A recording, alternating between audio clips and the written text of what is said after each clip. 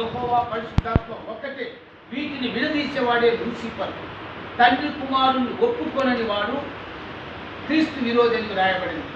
ప్రేమైన వల్ల వెలుగు తర్వాత ఇంకొక వెలుగు ఉన్నది. 2వ కొరింథీ ఈ యొక్క వెలుగు చూడండి. అది ఎటువంటి వెలుగు చూద్దాం.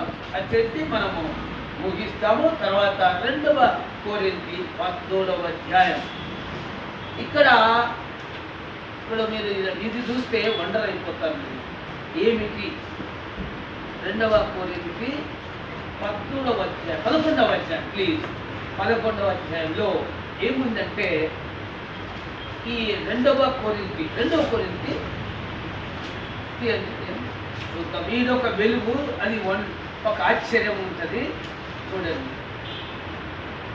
చూసారా? 11వ అధ్యాయము మరి రైట్. ఇప్పుడు 2వ కొరింథీ 11వ అధ్యాయము ఈయనొక వెలుగు. 13వ వచనం నుంచి 13-14 ఇదొక వెలుగు.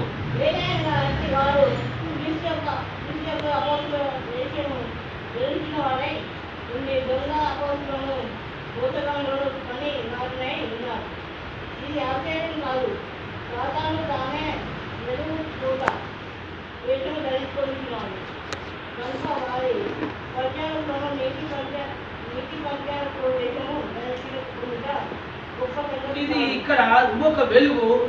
ఈ సైతాన్ కూడా ఒక వెలుగు క్రియేట్ చేసింది. వెలుగు దూత వేషము ధరించుకొనుచున్నాడు. ఇది కూడా వెలుగు దూత అన్నమాట. వెలుగు దూత అది ఎక్స్ప్లెయిన్ చేశాడు పౌలు. కనుక వాని పరిచయం చేసేవాడు కూడా తర్వాత నీతి పరిచారకుల వేషం ధరించుకోను గొప్ప సంగతి కాదు.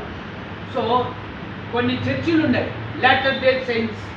ఎందుకు చెప్తున్నారంటే అది మ్యార్మూన్ జోసెఫ్, యెహోవా విట్నెస్, తర్వాత కొన్ని చర్చిలు